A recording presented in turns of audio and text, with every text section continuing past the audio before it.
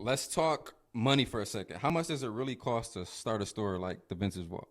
It really comes down to how big you want to do it. Mm-hmm. So there's kind of two two options. There's stores that start with 500 grand and literally build the biggest possible store, have every single size of every single shoe, but Mm-hmm. are always kind of playing catch up when it comes to paying off loans and debt and all that. Me and my brother did the opposite way. Mm-hmm. We started with 30 grand total. Not a crazy amount of money at all. It's what people usually spend on a car. Mm-hmm. But started with 30 grand and kind of came in with the idea like, all right, if we can invest this money, get whatever products we can with this money, and grow the brand and grow our customer base and slowly grow over time, Mm-hmm. being debt free, that would be the best option for us, and that's what we did. And what's so crazy now is, bro, we'll spend 30 grand in a month on inventory. What's going on, guys? Welcome back to Knowledge Ain't Dead, where we aim to pour into each other's cups. I have a very special guest here with me today, the owner of Vintage Vault. He resells sneakers, vintage items, clothes. So if you're looking to get into that industry, maybe open a store one day or just resell things, turn clothes into cash, this is a great episode and you definitely want to stay tuned. Welcome to the show. Can you introduce yourself? What's your name of your store, and just a little bit about yourself? Yeah. Thank you for having me. My name is Ryan Burke. I'm the owner of the Vintage Vault over in Clawson. But yeah, just specialize in selling sneakers, vintage clothing, streetwear, anything cool that I think someone will buy, I'll buy and see what I could do with it. But I appreciate you having me, man. For sure, of course, of course. So what got you into this industry? Um, Honestly, like I've always had a passion for sneakers. I've always been into shoes. I got into vintage clothing so randomly. It's crazy how things happen because I literally, bro, I was working at Jimmy John's. I moved to Kalamazoo, working at Jimmy John's. I was there for 3 days. They fired me, like straight up. And it was after that, like it was impossible to find a job out there. It was just, any job that a college kid is looking for, most applied to already. And I didn't think to, apply to a bunch of jobs. So my homie Hershey, he would thrift a lot, and he started an Instagram page and was kind of selling on there and would kind of tell me about it a little bit, send me YouTube videos of people doing it. And like, I was like, all right, like if he could do it or these other people are doing it successfully, like I feel like I could too. And I got so blessed because there was like in a 3 mile radius about 7 thrift stores near me. So, Wow. and at this time, it wasn't what it was like today. I could go in there, and if I found anything less than like 30 pieces, it was a bad day. Now, Damn. like you might go to 5 stores and find one thing. Wow. Started doing that, and my neighbors across the hall from me in college, like were into the stuff that I was kind of buying. And at the time, I was only going to sell it on eBay or Depop or one of those platforms. But they started coming by and like we're like, bro, like just hang all this stuff up on a rack, like I want to go through what you got. And from that, I kind of realized like people are into this stuff, like whether it's like they were always into old wrestling tees. And there's just kind of that nostalgic feeling and passion for stuff that you grew up on. So what I started doing was I would set my living room up like a store on Saturdays and Sundays. I'd fill out racks. I'd move all the furniture. That's fire. I would schedule appointments for people to come by and shop. They'd have to, put down a $30 deposit just to make sure, that my time's not being wasted. And through that, just kind of grew for real. Like it got to a point where we'd have lines outside my apartment for people to come shop, and just built that up, started doing events, and grew the brand through Instagram and just in-person shopping in my living room. That's fire. Yeah. I remember back in like high school. What year did you graduate high school? I graduated in 2015. 20. Oh, same Yeah. class. So I remember back in high school, there was a Buying and Selling Kicks Detroit on Facebook, and one of my boys, I think I got banned or something. I don't remember exactly what happened, or I don't remember whatever. So one of my boys, Jake, shout out to Jake, he had a page through Facebook, and like I was the person who had all the sneakers. Like I just had a couple of dollars or whatever. So I was buying and selling shoes through Facebook. I never really wanted to turn it into a hustle, but like I'm just always been the individual. If I can make a quick dollar, like I'm gonna do it legally, of course. But so one day I actually was selling the low infrared sixes, terrible shoe if you ask me. And I was on his Facebook. On his Facebook account, I was meeting some guys that were from Detroit and Southfield on Myers on 12 and Telegraph. So my brother and I, we went to meet the guys or whatever. And when we were in the store, we were waiting for them to come. We were waiting for them to pull up. And one of them called me on accident and like was whispering on the phone. And I had like an eerie feeling about it, but I just was like, you know what, whatever. I'll make my money. So I come out of the store. It's middle of the day. Like it's not nighttime, middle of the day. So I come out the store. The guy pulls up in a Dodge Challenger. I go out, shake his hand. He's like, yeah, you Jake? I'm like, I'm not Jake, but I'm Tim, but I sell on my boy's page, whatever. So, okay, cool. Nice to meet you. He never got out of the car. He just shook my hand from the window or whatever. Handed him the shoes. He looked at him, pulled a gun, and just pulled off. Red flag, bro. Low key, I think the infrared sixes are a cursed shoe because I also got robbed for infrared sixes. Yeah. What? The lows or the normal ones? They were the normal ones, 2014 pair. And bro, it's so funny how like as a kid you're so naive, you know. Like this dude was messaging me, and I met him in Warren at this McDonald's, and literally like he's like telling me he's like, yo, bro, like we can't meet inside. They don't allow transactions to go inside. Whoop de whoop, and I'm just like. Just a dumb kid, like, yeah, that makes sense. Yeah, totally. Long story short, man, I met him at the McDonald's, and I was selling a pair of infrared sixes and a pair of custom Roshi runs. And, you know, meet up, dap him up, put the shoes on the car, on the hood, show him everything. He's like, all right, yeah, cool. Stacks the boxes and, like, literally just starts walking away. And, like, so, like, I'm like, what? You know, I grab him. I'm like, yo, bro, where are you going? And he, like, shoves me. Just took off, bro. Still this day, the fastest dude I've ever met. Like, bro, was gone. Like, hopped a fence, hopped in a car, and was just out of there. Damn. And with 2 boxes of shoes, bro. Like he did that for a living. And what's crazy is, like 4 other people posted about him in that Facebook group that day. But, bro got me, and like I was so dumb. There were these 2 dudes that were walking around like this. So like the way it was set up was like the McDonald's, and behind it was an apartment complex, and like these 2 dudes are like just walking around the apartment complex, and I'm like, yo, did you see that guy, blah blah blah. And he was like, nah. I gave him my phone number. I was like, if you see him, let me know, like I'm pulling back up, you know? And like, dog, I gave them my phone number, and like every day they'd call me and just be like, yo, you trying to buy man? Bro, like, I swear to God.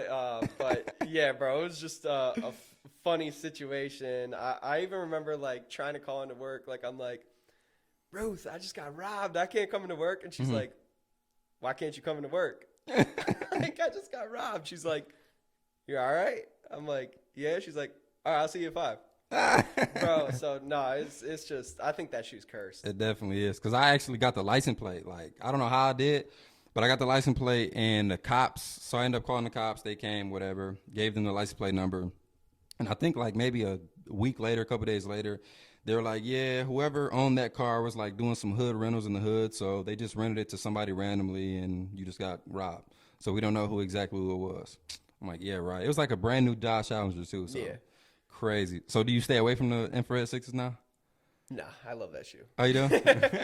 But I will say, I ain't getting robbed for them again. That ain't happening. Say, no, it's not happening again. No, I'm crashing out over those shoes. So what was the first item you flipped, and how much did you make? First item I flipped, they were a pair of the 2009 Space Jam 11s. Good shoe. I bought them at school, and I think I paid like $40 for them. And like at the time, I was like, bro, I'm buying these for myself. I'm about to hoop in them, you know, like this is a good shoe. But I cleaned them up. Hershey, I mentioned before, he showed me how to clean the patent leather. You know, he taught me the little iron trick to get creases out, all that, how to ice the bottoms. And I wore them to school, and this kid named Josh was like, bro, where'd you get those? Like, they literally look brand new, whoop-de-whoop. And he was like, I'll give you $150 for them right now. literally took them off my feet, gave them to him, walked home barefoot. Like I was like, run it, bro. Like, like I bought these for $40. Hell yeah. And, I'm making $110. Like at that time, my mom would give me, lunch money to get lunch. And like, I was saving that. I wasn't eating lunch to make sure that like, I could buy whatever I needed to buy. So to make that type of profit a day after buying them, I was like, bro, You can't beat it. it's over. And Yeah. kids back in high school, they were buying that was like hella beat. Oh yeah. Like my boy Jake bought a pair of For the Love of One. What was that pack called? It was the white and the yellow and black ones, and then the red. Love a Game. For the Love of the Game. He bought a beat pair. Like I'm talking about, both kicks were locked up, and he loved them. So I can only imagine somebody buying anything else, especially the 11s. Bro, yeah. Like there was I bought a pair of Gamma 11s for like $100, and they were trash, bro. And I just, I've always wanted the Gammas, and Facts. I ended up hooping in them. But no, like at that time, because you don't got a ton of crazy bread, but you're still trying to stunt, like Facts. trying to impress girls at high school, whatever. So you just bought what you could at that time. Hell and, yeah. Luckily the beat shoes still didn't have a crazy ticket. That's still $150 still, even if they were beat at that time. Yeah. Selling a pair of Space Jam 11s for $150, or even just buying them for that much, is crazy. I thought I was rich, bro. Straight up. Yeah, 110 profit. You can't beat that. At what point did you know you can turn this into like a full-time business? I mean, for real, when I started selling out of my living room, that's when I knew like vintage would be a business for me. But to actually like start the vintage vault, it kind of happened during COVID. So, I was working for StockX, and at that time they did a layoff and laid off like 50% of their staff.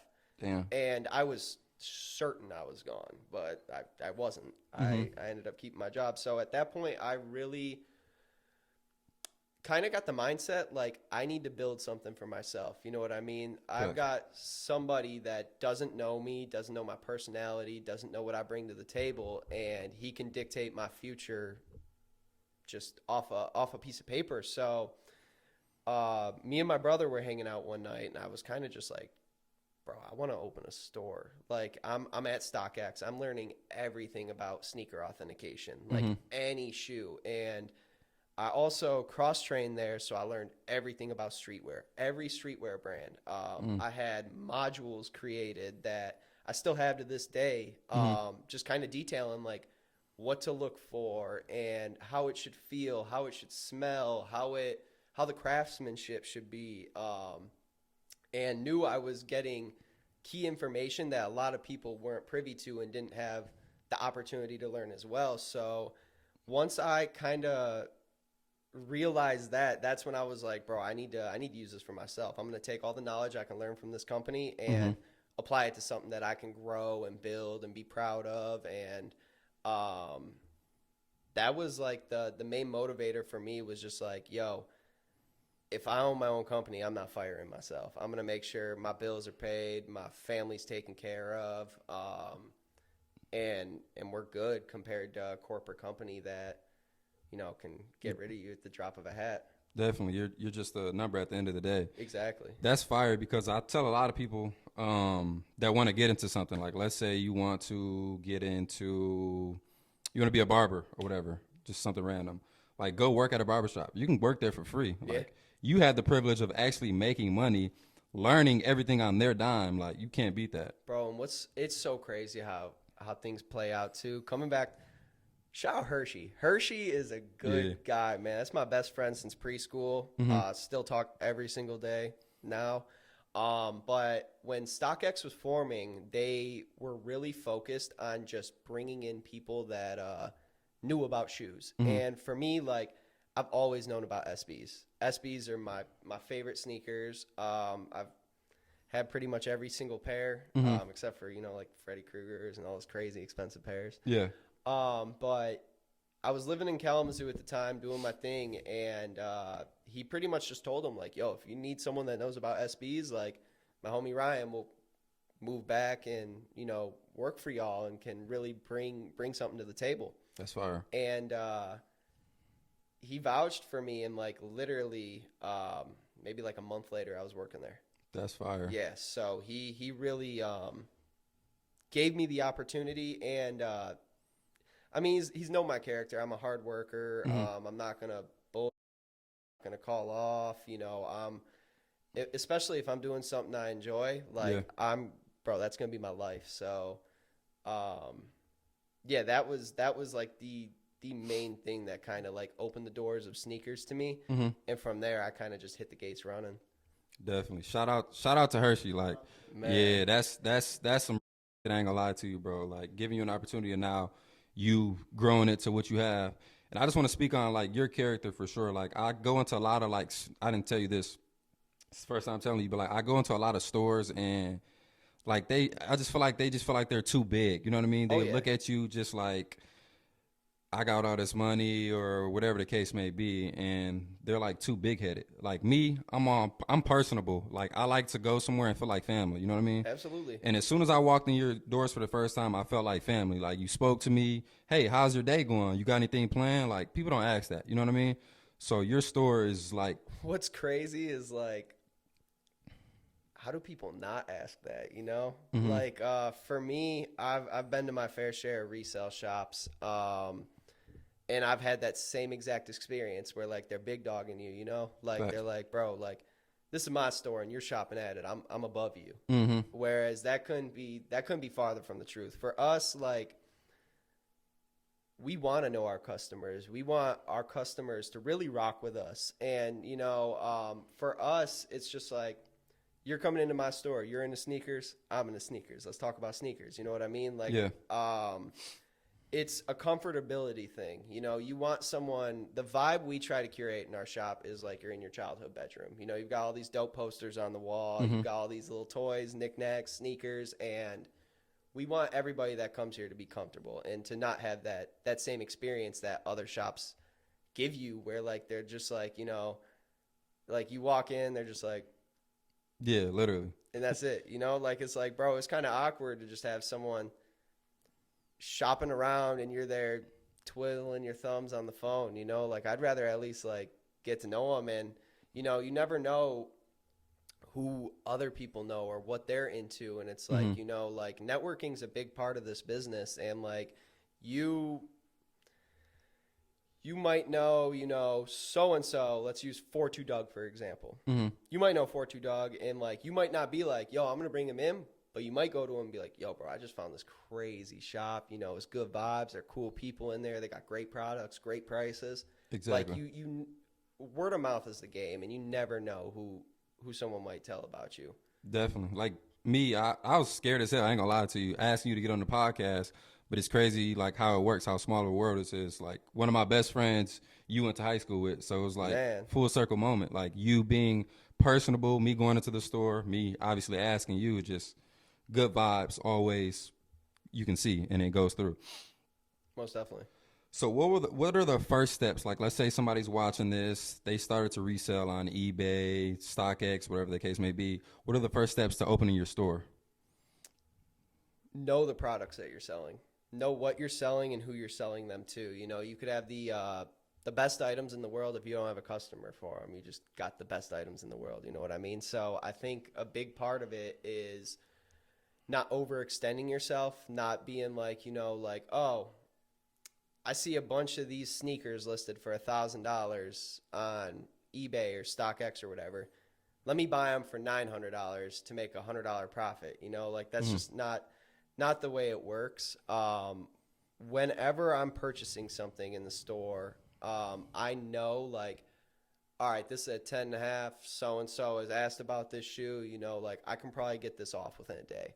Mm. So really knowing the product that you're selling and who you're selling them to, and also just taking in all the knowledge that you can. Like, there's been so many times that I might have taken an L on a piece, sold it for way cheap, Hmm. but the information, like the learning lesson I was able to get from that piece and knowing I sold it so cheap Hmm. is far more valuable than, an extra $100 or whatever. So just really going into it willing to learn and wanting to learn and wanting to retain that information. That's a big part of what we do. Definitely. So you have taken like losses on plenty of items, like Oh yeah, absolutely, bro. I remember the one of the first vintage tees I ever sold, bro. It was so crazy. So overseas, Harley Davidson is like gold, hmm specifically like 3D emblems, and stuff like that.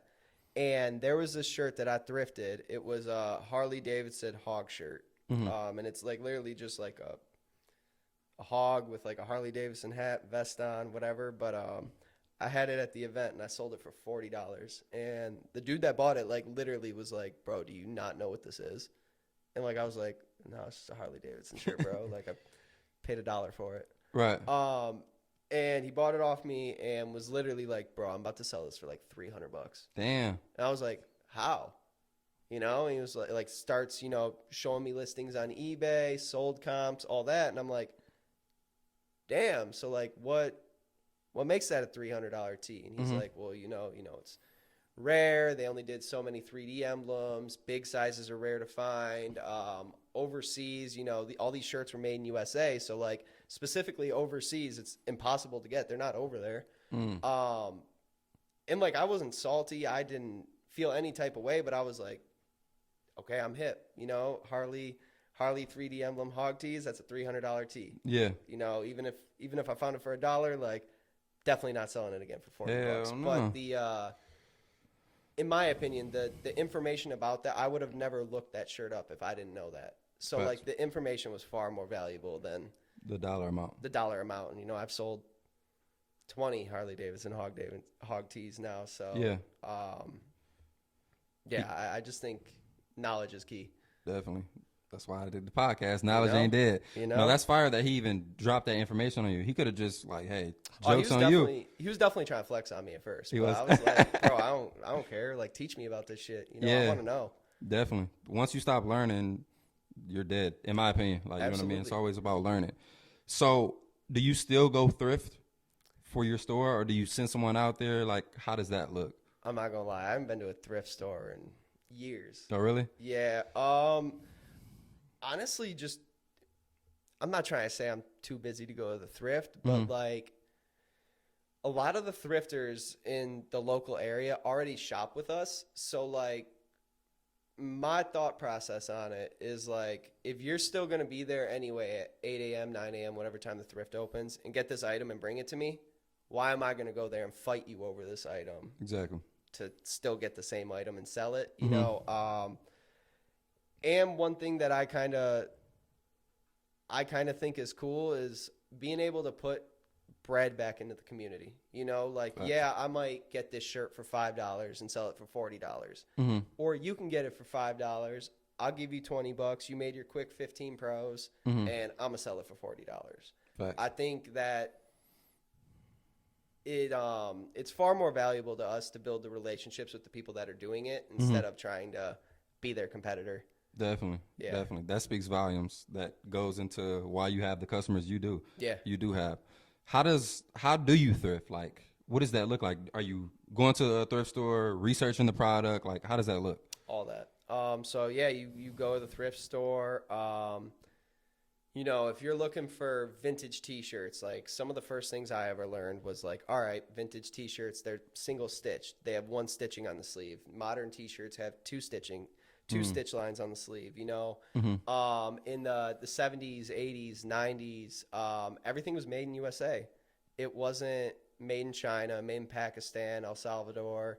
So that's kind of another key indicator is like, all right, this has a made in USA tag. This is probably, older than newer. Not a lot of clothes are made in USA anymore. Yeah.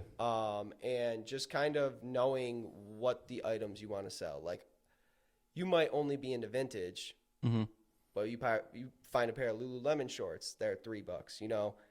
Put them up for $40. They're gonna sell.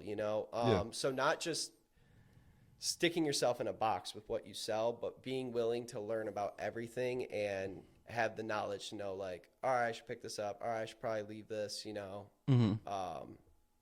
Just honestly learning about brands that sell, brands that don't, and what you should sell them for.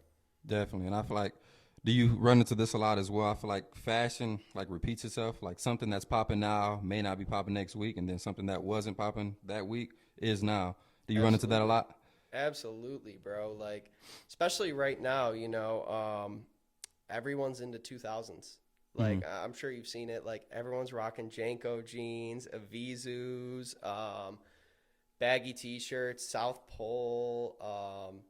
Ed Hardy's huge right now. Yeah, So fashion absolutely comes back around, and even like right now, like runners are pretty hot. Asics are doing well. New definitely. Balances, Sauconys, all that, and that's kind of like in 2012, 2013, 2014, like Flyknit runners were super popular, Mm-hmm. and I feel like that's in a way fashion repeating itself because it might be a different brand, Yeah. but Flyknit runners, Roshi runs, Hirachis, like Mm-hmm.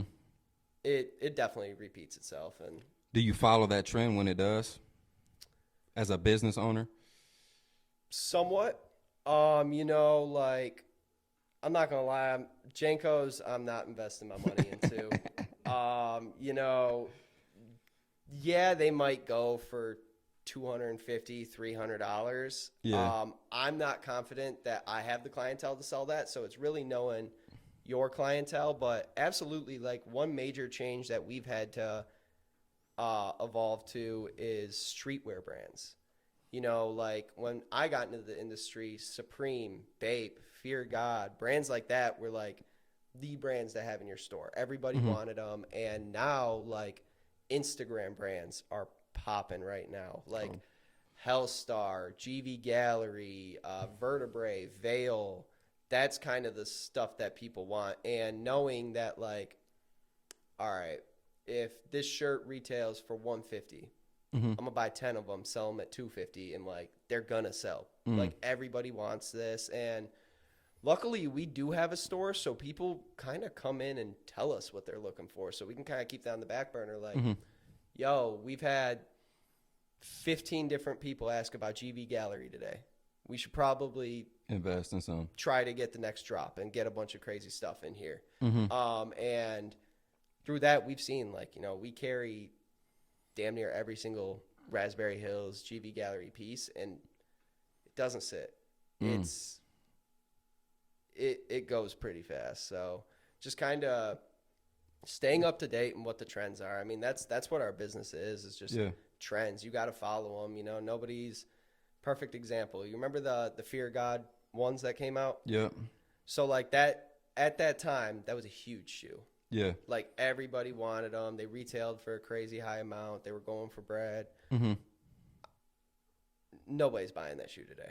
Definitely. Like I could put that shoe out for $100. It's not selling. Yeah. So you really gotta pay attention to what the trends are, or else you're just gonna end up with a bunch of dead product.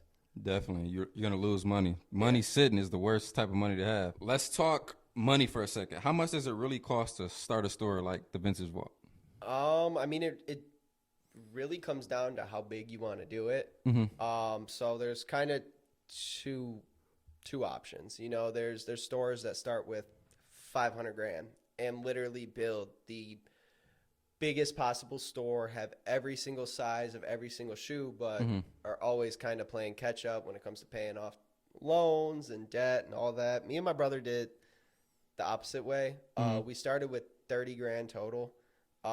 Not a crazy amount of money at all. It's what people usually spend on a car. Mm-hmm. But started with 30 grand and kind of came in with the idea like, all right, if we can invest this money, get whatever products we can with this money, and grow the brand and grow our customer base and slowly grow over time, Mm-hmm. being debt free, that would be the best option for us, and that's what we did. And what's so crazy now is, bro, we'll spend 30 grand in a month on inventory. Damn. Like it's kind of crazy to see where we've come in 3 short years. And yeah, just hard work, knowing the products, knowing our customers, and now we're thriving.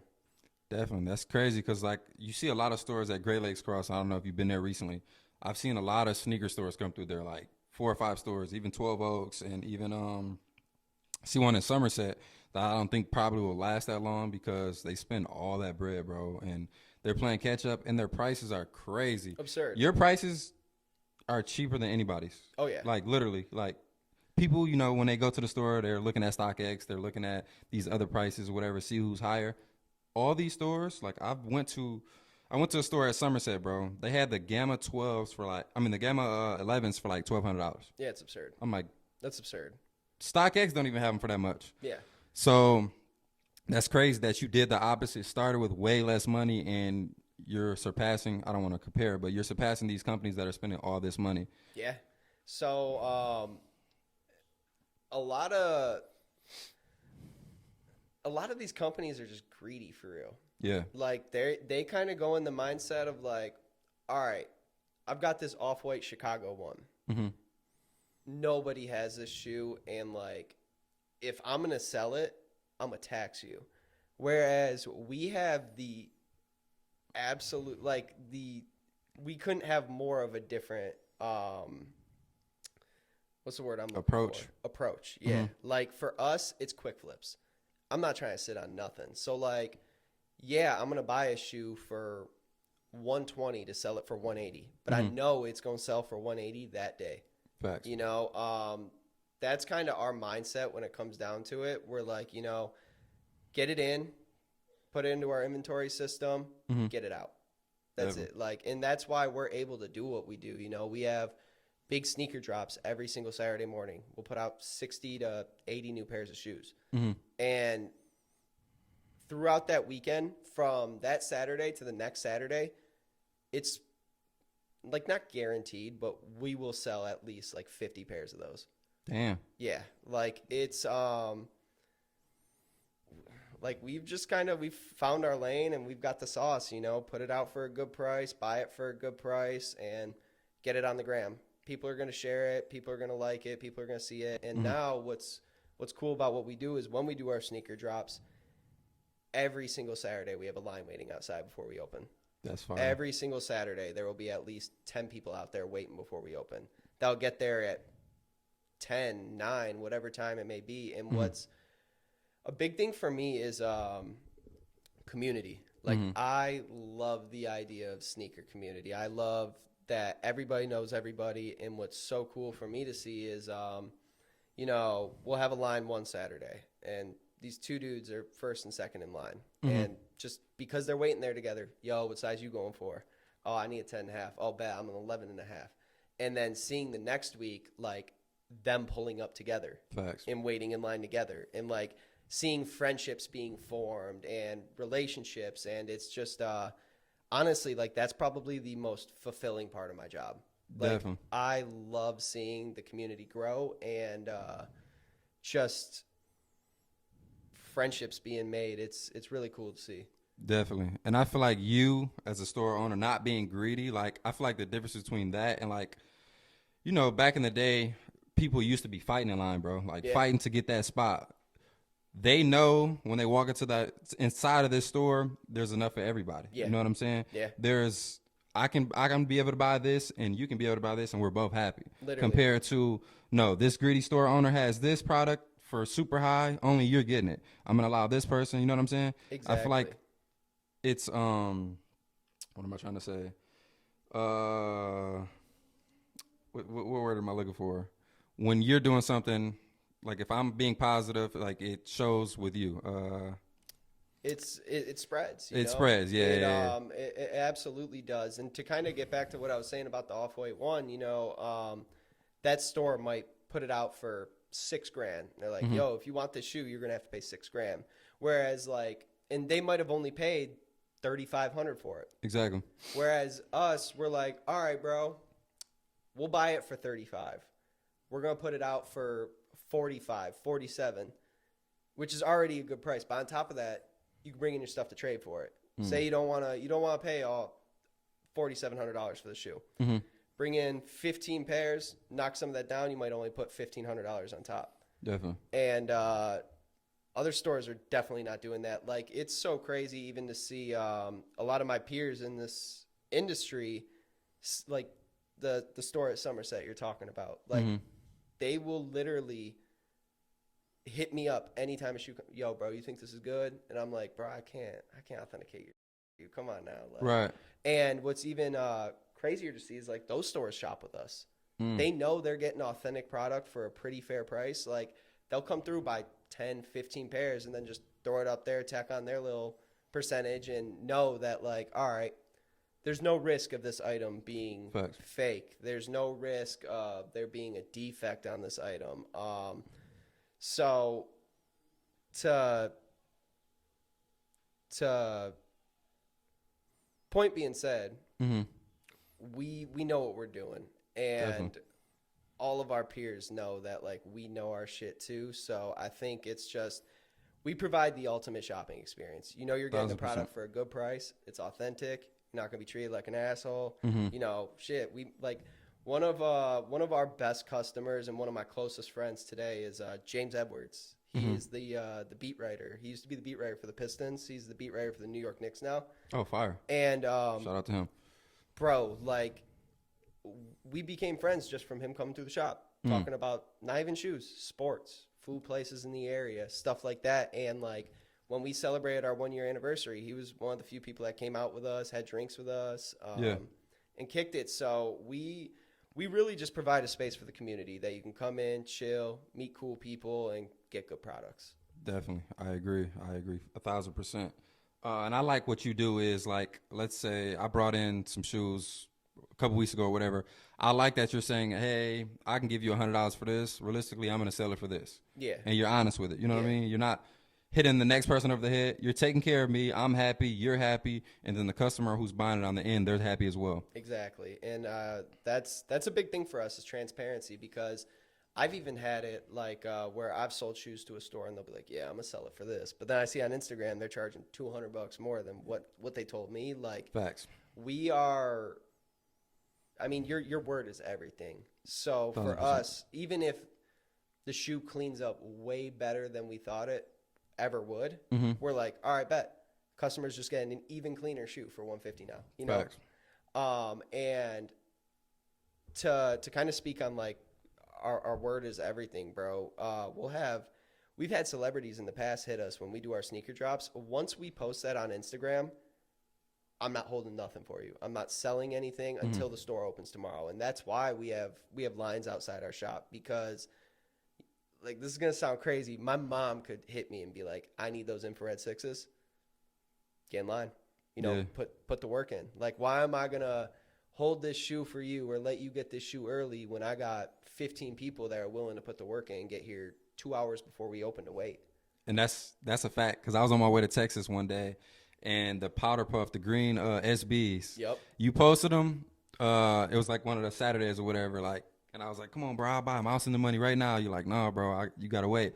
So after the drop, I think later on, like that night, they didn't end up selling. That's how I was able to get them. I had to order them. So that's one, because like it does suck, you know. Not a lot of our customers live in Michigan. Like it's kind of crazy. Our website sales, like where we sell stuff, is insane. Like I feel like I am shipping to Brooklyn, New York, LA, even bro, like Italy, like France, like all over the place. And I'm like, how do you guys know about us? Like, bro, we're in Clawson. Like it's literally like a mile radius of a town. Definitely. And y'all know about us from a different country. But one thing we have been utilizing now is like we'll do our sneaker drop on Saturday. So, you know, we open at 12. Once it hits 1 o'clock, whatever doesn't sell immediately gets posted to our website. And that way, like, you can still have the opportunity, like, you know, you're, like you were saying, you're out of town, but you really want this shoe. You do have the chance to secure it if it doesn't sell, like, to the people in store. Definitely. So how do you find inventory? Like, is it just people? Is it specifically only people bringing stuff in, or? No. So we get inventory a lot of ways. Luckily, when I got into thrifting, it's kind of like the OGs now were the people that were in my position as well. So as we grow, like we have sellers from all over the place. Like I've got this homie Danny in Florida, and in Florida, like they've got so many more thrift stores than us. And he'll wholesale to us like whenever whenever he's looking to just move product, or we got people in Texas or LA or all over. So that's one way we'll get product. Also, like there are suppliers now that like will buy drops, whether it's Supreme or Hellstar or GV Gallery, and we'll tack their little percentage on top of it. But if you buy such large quantities in bulk, they'll hook it up. So as well as getting it in store, I'd say like 80% of our inventory comes through the door. Oh, Like damn. we buy, like I was saying earlier, we usually spend anywhere from like 20 to 30 grand a month on inventory. So Shit. we get a lot of stuff in and a lot of good stuff. The only thing that does suck is like, and this isn't a problem that like I'm complaining about, but like our inventory sells so fast. Yeah. So like the thing that sucks is like, we've even had people think that we're lying about like How the fast it prices sells. that we have. Like, Yeah. we'll post a Travis Scott medium olive one, worn once. We're selling it for $450. They're $650 new. And that shoe might sell in 10 minutes. And someone might not see it on Instagram until an hour later and be like, yo, I'm about to pull up for these. And like, we're like, yo, unfortunately they already sold. And like, they're just like, how? How did it already sell? And I'm just like, bro, like, I never imagined this when we started the store, but like, bro, so many people have like our post notifications on and just like wait because they know like no other store in this area is given this type of deal. Facts. It's just like the way it is. Like we're just fortunate enough to have a great customer base and to build up a large following on social media and to really put that to work. Definitely. Definitely. It speaks volumes, bro. It really does. How do you price items the right way so you're making profit? If someone brings something in, how do you navigate the right price to buy it for and to also make profit? I think it really just depends on the product. Like we've had situations in the past where people will bring us vintage, but like say it goes for $65 online. I'm gonna be like, yo, bro, to be honest with you, I'm gonna sell this for $40. I know it goes for 65 online. I'm confident I could sell this for $40. I don't know if it'll sell for 65. So it's kind of just knowing your products, knowing what you think someone will pay for it. And then with sneakers, I think it's a mix of obviously paying attention to market, what things are going for, but also like let's use you for example. You brought us the other day. You brought us a couple pairs of Kobe or a pair of Kobe's, a couple pairs of KDs, and a pair of LeBrons. Yep. Those KDs, like I was like, all right, like they might go for $300 online because they're from 2013, 2014, but realistically, like a pre-owned pair, I think someone will buy for $150. There's a nostalgia factor there. There's, KD is some people's favorite basketball player. Definitely. So for me, I'm like, all right, I'm confident at $150 I could get these off. If I were to put them at $180, they're probably going to sit a little bit longer. Or at $200, they might not even sell. So Yeah. just kind of knowing. I feel like I keep saying this, but knowing your customer base and knowing your products and what you think you can get for them realistically. Okay, so like I know a lot of videos online, people like the selling videos. I don't even know what they're called, but like let's say a customer comes in and brings you a pair of off-white ones, no shattered backboard ones, and I see the clip on Instagram of a StockX recently sold. Like let's say it recently sold for $300. How do you know how much you're gonna buy it for? Like what does that look like in your mind? So would it be a new pair or a pre-owned pair? Both. Just give us both. Okay, so for a new pair, right? Say last sale's $300 on StockX. But highest bids, 180. So after like StockX payout would probably be something like 150. 150 is pretty cheap for a shoe that's going for 300. We don't need to make 50% profit margins. So something like that, if I'm like, all right, I'm gonna sell it for 325, I'll run you 220 cash or like 250 credit. Pre-owned shoes, it's a little bit trickier just because just kind of knowing what people are buying right now. Like to be honest, ones are so dead right now. nobody is buying ones. So like you kind of have to just be involved in the sneaker world. You know, you bring in a shatter backboard that's pre-owned. All right, well, I know the new pair is coming out pretty soon. So that's probably going to fluctuate the price a little bit. Not to mention, you know, ones are pretty dead right now. So for like a pre-owned pair, I might be like, yo, bro, I could run you 100 cash or 120 credit. I'm going to sell them for 160, you know? And we will deal with like the argument of like, nah, bro, this goes for $300. And it's like, yeah, bro, like, I don't mean to come off as arrogant or rude, but like, bro, if this was selling for $300, you would have sold it. Yeah, you know? exactly. So it's also just knowing like, you know, ones aren't moving like that. So I need to sell this for this price in order for it to move. Like I'm not looking to sit on it. And if like, it's totally fine if you don't like that price. You don't have to take it. I'm never like, I feel like it's so weird. We'll have customers that'll come in and like they'll be like, I think I'm going to pass. I'm sorry. And I'm like, bro, don't apologize to me. Like if you can get more money elsewhere, like do it. Right. Like, I'm here to run a business. Yeah. I want everybody to be happy. Yeah. Like I'm all for it. And also like, you know, I'm never going to feel any type of way if you don't sell me your stuff. You can go sell it to the store down the street. It's not that deep, bro. These are shoes. Like I will never personally not like someone because they didn't sell us stuff. But what's so crazy is a lot of these shops, like they'll start beef with people over not selling them their products. And like, I'm like, that's insane. Like to feel entitled to someone else's stuff. I'm telling you, bro. That's why I spoke about you and your store, bro. I'm telling you, like, maybe the other store I just spoke with you about that I went to recently, that was like the only other store that and there's another store in Birch Run, you know what I'm talking about. Yeah, they were super duper cool.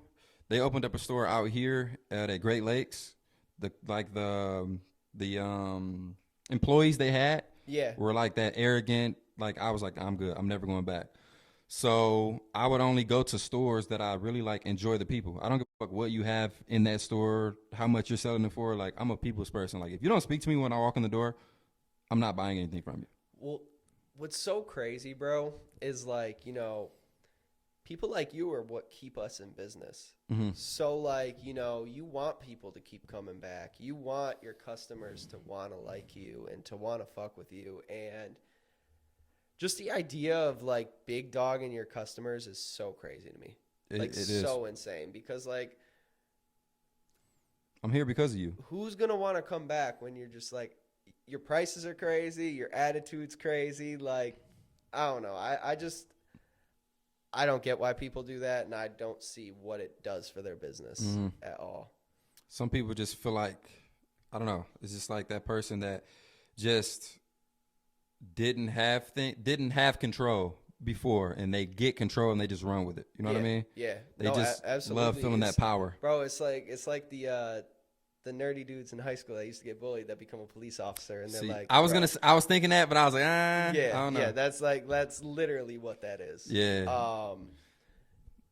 I don't know. I grew up, you know, like we didn't have crazy money growing up. Like I said before we hopped on the pod, most of my shoes as a kid were hand-me-downs. So for me, it's like I don't judge a book by its cover. I don't care, you know? Facts. And like I even have this customer, bro, and he works in the oil industry. And like he'll come in, bro, his hands will be like straight black. His face like wearing like a white tee covered in like charcoal or whatever. And he's been to other stores in the past, and like they like think he's like homeless. Like straight up, like we'll like be like, hey, don't touch that. Like he came to our store, and like I kind of was just like, yo, bro, like if you're worried about getting fingerprints on the shirts, like I'll swipe through the racks for you. Just let me know what you're interested in. And one of the wealthiest dudes I've ever met. That's how it is, bro. And like consistently comes to our store probably about every 2 weeks. I think the least amount he's ever spent was like $1,200. Damn. But like he's like, bro, like every other store like literally didn't want me in their store because I look like this. And I'm like, bro, like I don't care. Definitely. You know, like I wait for I show everybody respect. You Facts. know, you have to give me a reason not to. So how do you price an item that you've been sitting on for a while? Do you discount it? What does that look like? Not really discount it. I mean, like, if it's an item that like we've had for a minute and someone's like, "Yo, bro, I'm still 120. Would you do 100?" Yeah, I'll run that. But one thing we kind of do is we try to take like monthly or every other month trips to Chicago, Milwaukee, you know, all over, and just try to liquidate that inventory. If I can go to another shop, get rid of some stuff we've been sitting on, bring back new inventory, and make a relationship with that owner in the process, I think that's more valuable to me than either discounting it or just putting it in the back to not sell. But we're pretty fortunate with like everything sells. Facts. Like, you know, we just do a really good job of like taking product in, knowing what people want and pricing it at a fair price. That's good, because I feel like a lot of stores you can see like, damn, Oh, this yeah. item has been sitting there for a long time. Yeah, bro. Like, what's so crazy is like, there's my homie owns a shop in Cleveland, and there's a couple tees on their wall that they have had for like 3 years. I would lose my mind if I was looking at something for 3 free. years? Yes, bro. Like, straight up, if an item is in our store longer than like a week and a half, I'm like, why is that still here? Yeah. Like, why do we still have this? Like, this is insane.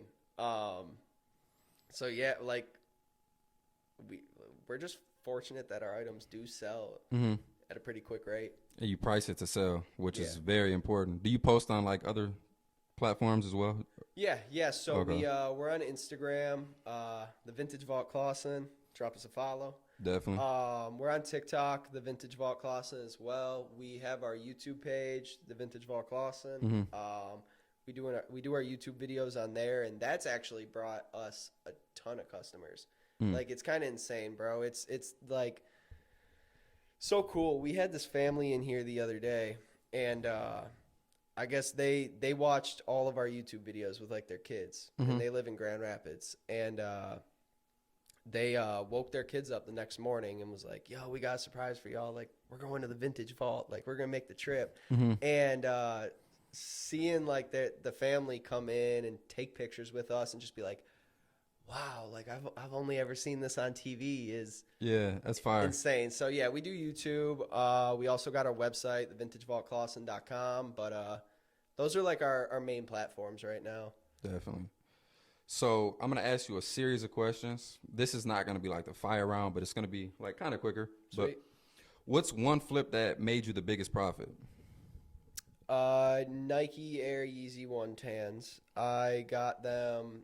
It was right when Kanye went on his tirade. Which I got one? them. Yeah, I got them for $1,300 because the dude like literally was just like, "This is what I want for them, and while I'm gone." And we sold them for $2,800 Yeah, in like probably 6 minutes.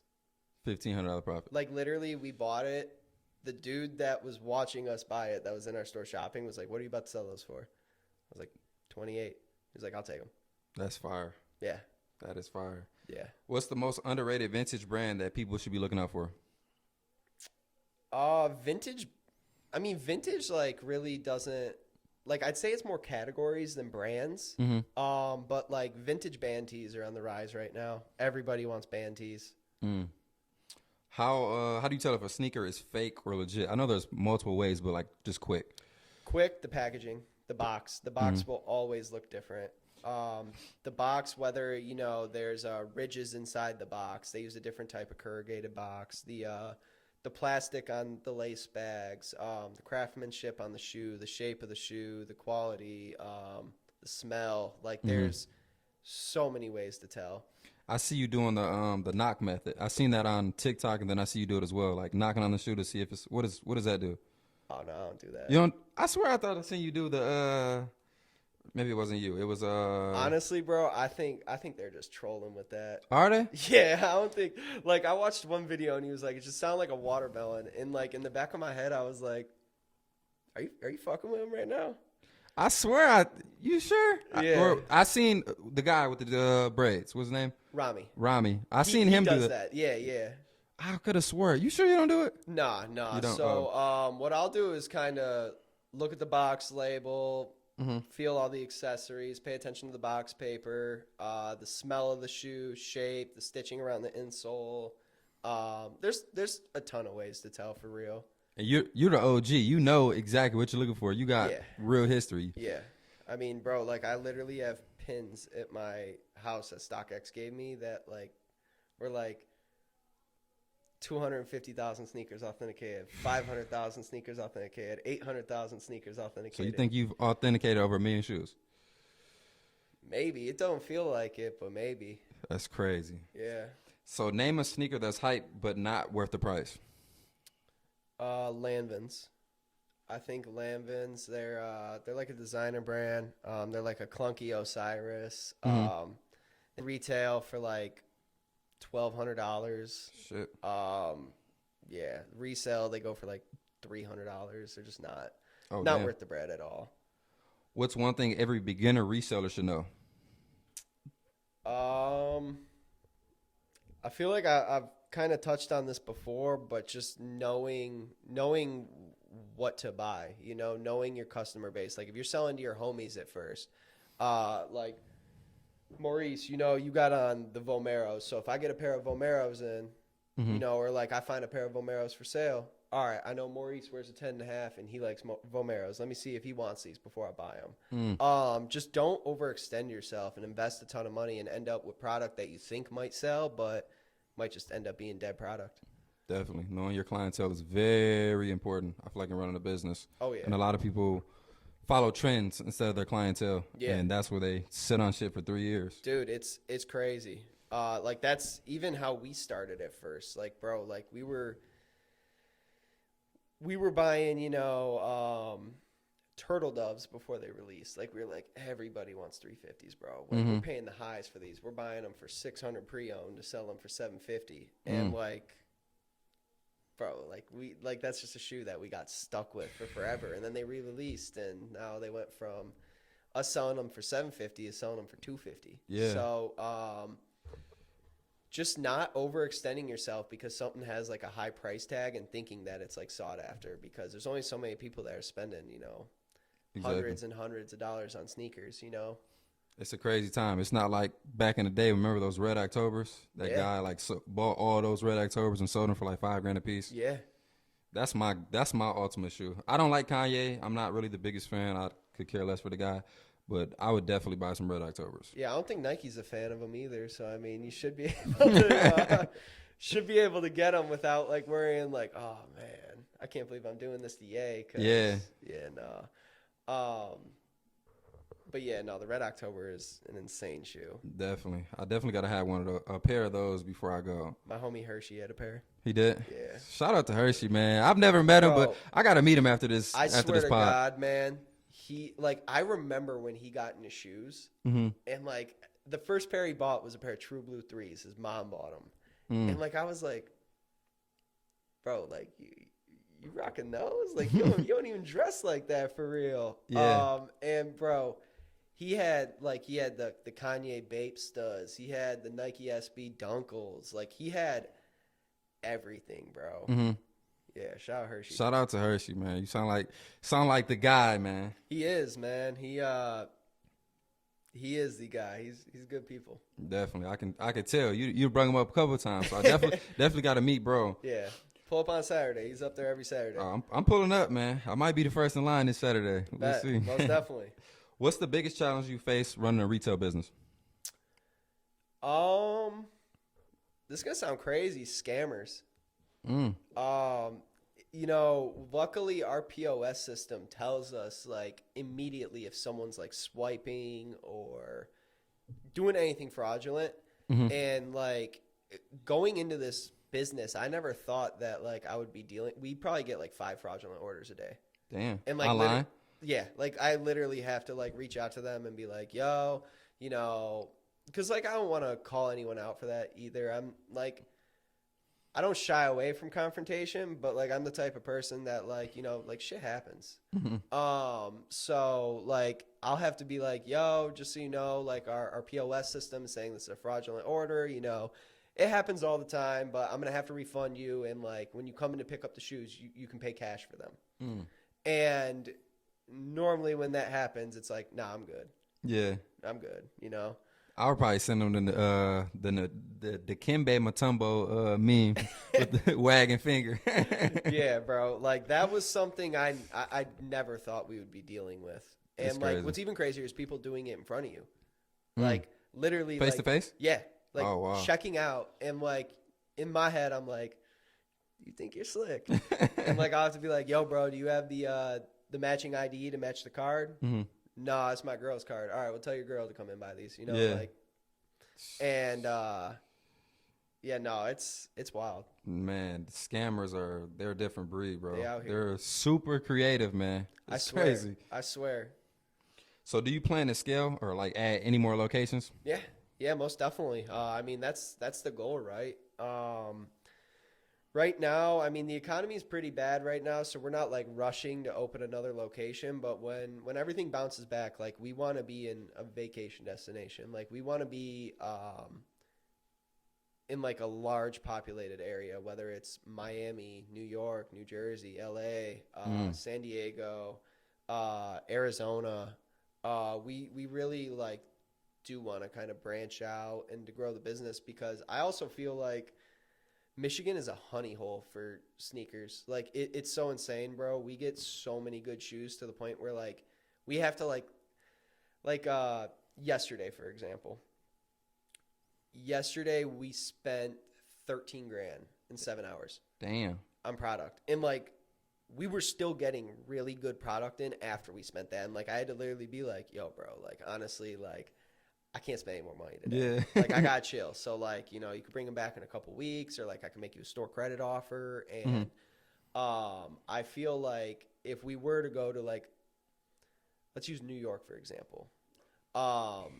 New York, you know, you're going to be paying a premium to buy stuff there just because everything's so expensive there. So I feel like being in Michigan and buying the product that we get, if we were able to bring all that to New York, we would crush it for sure. The Yeah. profit margins will be insane. Yeah, or even, bro, keeping the same business model we have and just becoming that store that's like, yo, why am I going to go to these other shops that are charging 3 times what they're charging? I could just go here.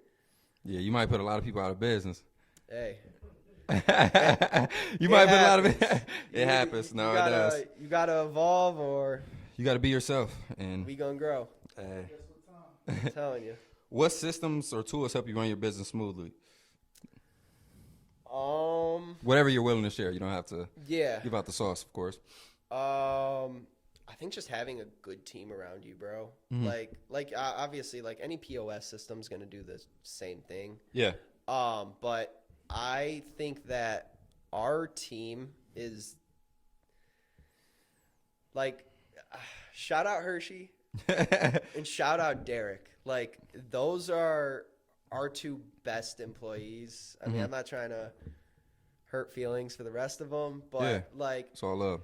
Derek is our content guy. He makes all of our YouTube videos, all of our TikToks, all of our Instagram reels. And dude, he when he started working with us, he was working at Rocket Mortgage, left Rocket Mortgage to work with us full time. That's fire. Was doing all their social media content, and like literally has bought into the business so much while being an like he will be texting me like 3:30 in the morning, like, yo, bro, I just had this insane idea for this video we need to do tomorrow. Like, I'm getting there early to make sure we can get it knocked out before we open. Like, he loves the shop. And same thing with Hershey.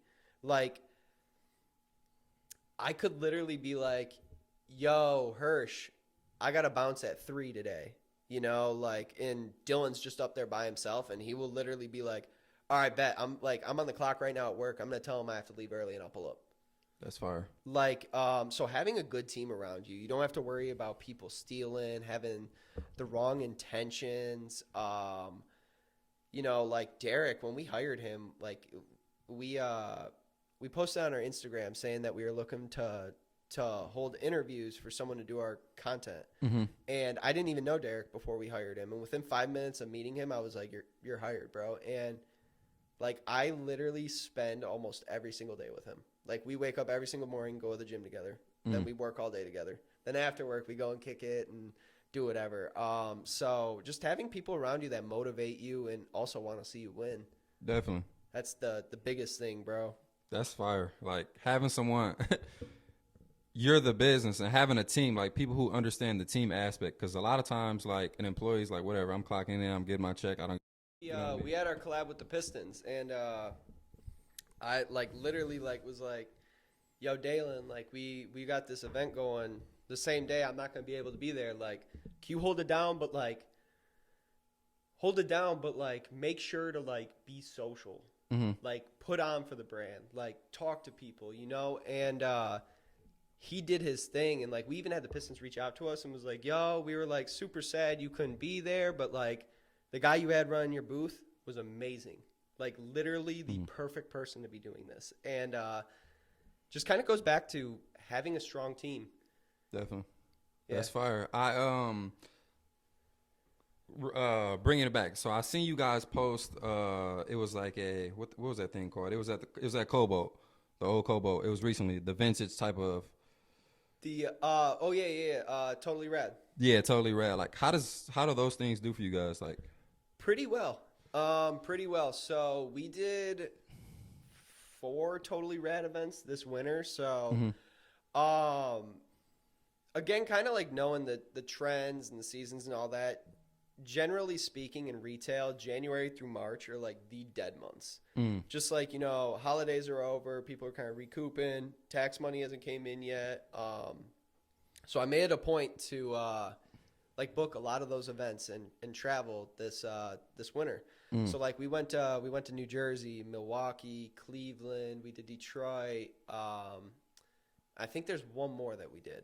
okay. But I'm blanking on it. And yeah, they crush it for us. Like, you know, we'll work, what is it, 10 to 5. Usually walk home with anywhere from like 3 to 5 grand. That's good. You know, and it's also cool because like we're able to travel and give our employees like that same opportunity. You know, like Derek came with me to New Jersey, and like he'd never been to New Jersey. We got to go to New York City, got to Fire. eat good food, Yeah. have fun. Me and my brother went to Milwaukee together, and like that was, I love traveling with my brother, bro. Yeah. You can't beat it, bro. nuts. Traveling is the best thing for your therapy. Like it's the best therapy in my opinion. Yeah, and Seeing something like different. to be able to do that for a living, like For sure. to be able to like make bread, not like you're spending money, but you're making more back than you're spending, and to be able to just like see new places is Can't my beat it. dream, bro. Yeah, you can't beat that shit, bro. Honestly. Do you what was I gonna say? Sorry, I drew a blank. You good? So like that transitioned me into my next question. So like during dead months, would you recommend like going out and actually going to these events? Because like you said, it's kind of like dead during that time at the shop. I think so. I mean, granted, if you have the means to do so. So like, fortunately, we have a store. So like, you know, during those dead months, we might only do $1,000 a day at the shop, which like isn't terrible, but it's not great either. Yeah. So for us, we're able to keep the shop open full time while we're gone, and be able to like kind of pull inventory we've been sitting on, or inventory that we just feel like we'll do better in specific states. That's kind of what we do, so that like even if it's a bad event, the shop made up for it. Whereas like if you didn't have a store, I probably wouldn't, just because like, you know, you got to pay New Jersey, for example, $600 for an Airbnb. You're going to drive 9 hours. You're going to, you know, spend a couple tanks of gas there and back. You got to pay for food. You got to pay to vend. You got to pay, like, there's a lot of expenses where like if you don't have multiple income streams, it wouldn't make a ton of sense. But fortunately for us, they crushed it for us. Like, and I feel like those months went by so fast because we were keeping ourselves busy and doing that. So what's the biggest day you ever had? Either going to one of these shops or even at your own place? Like as far as sales? Yeah. So what's crazy is it's kind of hard to say. So our first week open, Isaiah Livers from the Pistons came by, and he spent $8 grand. Damn. And bought like him and his homies a bunch of stuff. So like that was like our biggest one sale. Mm-hmm. Um, but our best day was probably our 2 year anniversary. Like we did just under 16 grand in the day. That's fire, bro. Yeah, And it's beautiful to say that because you started this with $30,000. bro. Like It's that's insane. crazy to Like think about. me and my brother's mentality. I remember having this conversation with him. Like, all right, rent's X amount. Mm-hmm. You know, like even if nobody comes to our store and we like have to sell on Whatnot and Mm-hmm. you know, eBay and all that, like we should still be able to pay our rent. What so I'm gonna do a fire round. So I'm gonna ask you a bunch of questions, about 10 questions, and you can decide whether choose between the two. Okay. Jordan 1s or Dunks? Dunks, Most overrated vintage trend. Jankos, Favorite vintage era, 90s or 2000s? 90s, Shopify or Squarespace? Shopify. Best time to hit the thrift. First thing in the morning. One word to describe your hustle. Motivated. What's harder, finding heat or moving it? Finding it for sure. What inspires your grind? Just I don't know. That's a tough question. Just We'll circle back. yeah, That one, I'll give you some time. Would you ever sell a grail piece you love? do it every day. Advice to your younger self. You gonna be all right. Hey, man. So, to swing back to that question, Yeah. what's your purpose? My purpose is just kind of to have fun with what I'm doing and to build something for, you know, my children and just kind of grow something, leave my mark on the world. I think it's pretty cool. And I don't know, you know, both of my parents were self-employed, so I just want to be able to enjoy what I'm doing, who I work with every day, and to deal with cool people. And it's been that so far, so. Definitely. 3 years is huge, bro. I definitely appreciate you pulling up, and I didn't bring this to your attention, but I want to do like some type of giveaway for you coming on the show. Maybe give away a pair of shoes or something. I'll purchase the shoes and we do some type of giveaway. I don't know what that would look like, but I definitely want to do that for you pulling up. I appreciate it. Yeah, anytime, man. I appreciate you having me, for real. Of course, bro. If you want to shout out your Instagram, whatever social media you have, tell people how to follow you, how to connect with you, and yeah. Yeah, most definitely. My personal Instagram is Ryan B. Burke.